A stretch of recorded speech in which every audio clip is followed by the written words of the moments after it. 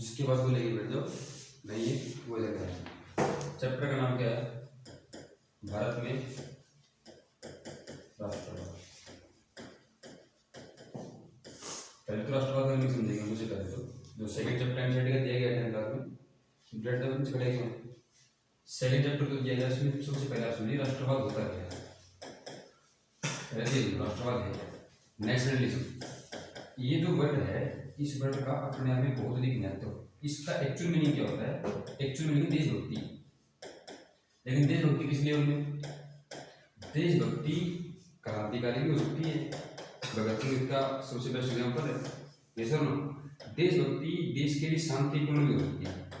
ये नहीं कि देश को आजाद कराने के लिए या देश के लिए जीने के लिए मरना ही जरूरी है। मरने का मतलब हमारे पास है, बहुत से शहीद हुए, उनके बिना इम्पॉसिबल था देश का चलाना।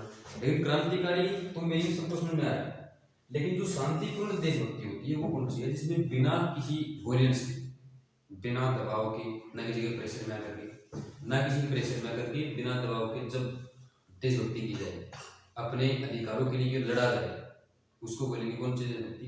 ये शांतिपूर्ण वाली है। इन दोनों का कहीं ना कहीं मतलब राष्ट्रवाद है। अब राष्ट्रवाद है वो इंडिया में 10th क्लास का चैप्टर है, वो यूरोप की पहले आपको बताई गई। पहले आपको एक सिखाया गया 10th क्लास की एनसीईआरटी में फर्स्ट चैप्टर, पहले आपको ये सिखाएगा कि पूरे विश्व में राष्ट्रवाद कैसे फैला होगा। देन उसके बाद हमें नेक्स्ट चैप्टर आ रही है, समझे? तो पूरे विश्व में फैल गया राष्ट्रवाद, लोगों को पता चला जागृति है क्या, राष्ट्रवाद क्या है, राष्ट्रभक्ति क्या है, देशभक्ति क्या है, इस बारे में पता चला। पेट्रोसिटी की भावना लोगों को, अब हमारे मन में हमारे माता पिता के पूर्ण प्रेम। लेकिन कई मैंने ऐसे भी क्रांतिकारी वीर देखे हैं जिनके मन में माता पिता से अधिक प्रेम राष्ट्र के लिए। इसका perfect example Chandrashekhar Azad.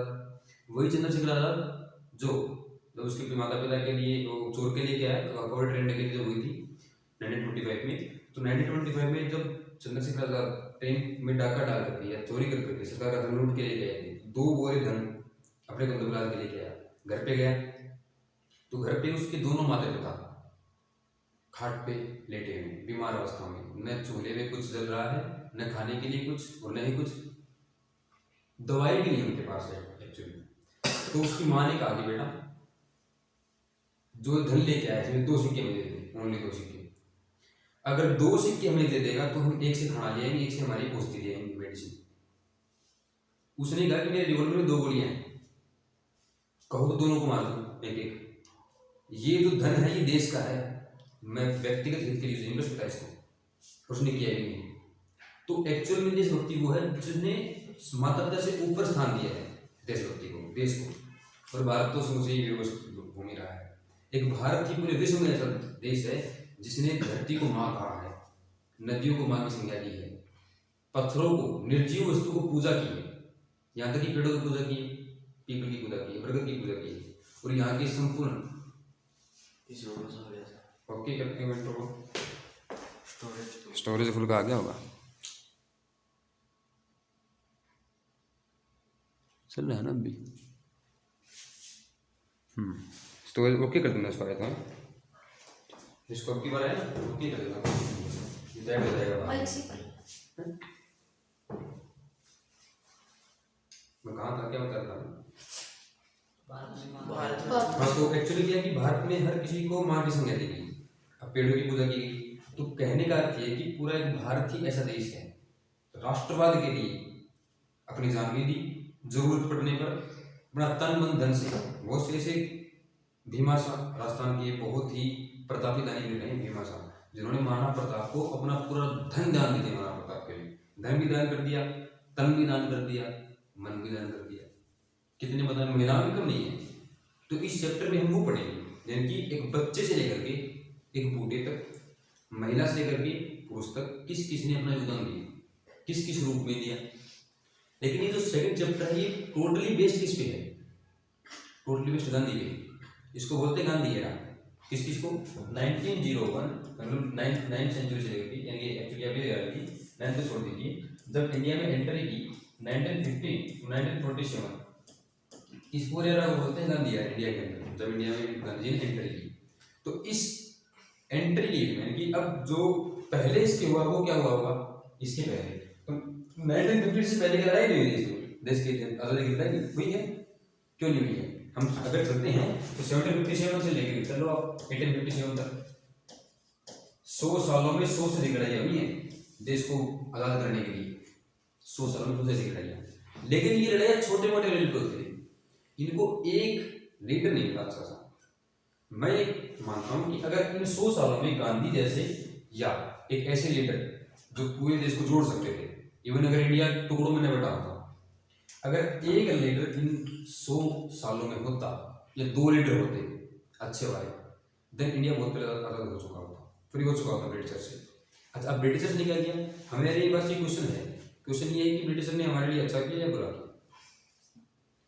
Britishers से पहले जितने भी अटैकर आए इंडिया में, इवन मुस्लिम्स आए, मुगलाज आए, जो भी है, उन सभी अटैकर ने भारत को लूटा, यहीं पे राज किया, टैक्स लिया, यहीं पे लगा दिया, नहर बनवा दी, डैम बनवा दी, लोगों को विकास कर दिया। लेकिन एक ब्रिटिशर्स ही ऐसे थे जिन्होंने भारत को लूटा, राज भी नहीं पे किया और सारा धन खर्च करके इंग्लैंड भेज दिया। इसी पे दादा भाई नौरोजी की पुस्तक है the poverty and un-British rule in India. इस पुस्तक में ये बताया गया है कि क्या इकोनॉमिक फ्लो हुआ है इंडिया का इंग्लैंड की तरफ, यानी कि इंग्लैंड में 7 सालों के अंदर 60 लाख पाउंड, थोड़े नहीं थे उस टाइम के, 7 सालों में 60 लाख पाउंड पैसा यहाँ से वापस गया, बाद में भगा दिया गया उसको पैसे को। यहाँ से निष्कासन हुआ, कितना भयंकर आउटफ्लो हुआ पैसे का आप सोच नहीं सकते क्या, किस किस रूप में, ओपियम जिसको अफीम बोलते हैं, इंडिगो नील बोलते हैं, टी मसाले, जितने भी ये ऐसी चीजें जो यूरोप ने पहले देखी नहीं थी, यूज नहीं की पहले, इन्होंने यूज नहीं की। और एक इंडिया सुटेबल क्लाइमेट है, यहाँ हो पा रही है, यूरोप में थोड़ी होती हैं टी मसाले, वहाँ नहीं हो पा रही है, तो यहाँ पर इन्होंने देखा यहाँ हो रही है, यहाँ से खींचा यूरोप भेजा, यूरोप के कुछ देशों को चाय करे थे, पहले उन्होंने चाय पी होगी, देन उन्होंने सोचा कि गर्मी पैदा करने के सिस्टम में तो अच्छा, ओपियम जिसको अफीम बोलते हैं, यूरोप में तो होती नहीं। यहाँ का केसर बड़ा महंगा बिकता था वहाँ, यहाँ का कॉटन बड़ी अच्छी क्वालिटी का कॉटन था, एक तो यहाँ का कॉटन, दूसरा मिस्र का कॉटन, इजिप्ट का कॉटन, इधर इजिप्ट में भी उनका राज था।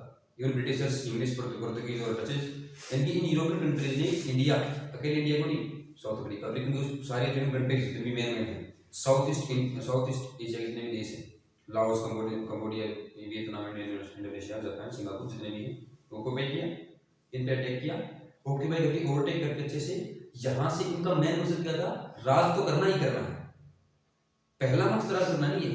पहले ही किस लिए आए हैं, केवल और केवल ट्रेडिंग करके, पहला मकसद ट्रेडिंग का है, दूसरा मकसद किसका है, पॉलिटिकल एप्टीट्यूड, पॉलिटिकल एप्टीट्यूड बाद में जाएगा इनका, पहला ऑप्शन ट्रेडिंग का है, अपनी इकोनॉमी मजबूत करने के लिए।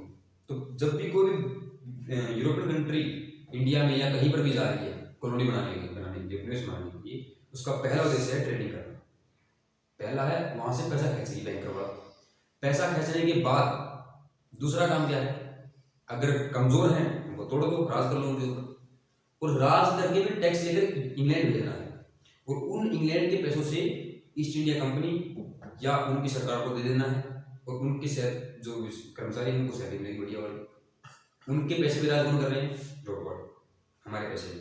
तो इंडिया में इस बात को जगाने के लिए कि अंग्रेज हमारे पूर्वज नहीं है, लोगों को बताने के लिए कुछ लीडर नहीं है, उनमें सबसे परफेक्ट लीडर का नाम ये है महात्मा गांधी। बहुत से लोगों के मन में गलत विचारधाराएं हैं, बहुत से लोगों के बीच में गलत विचारधाराएं हैं, उसको दूर करते हैं, द गांधी एरा।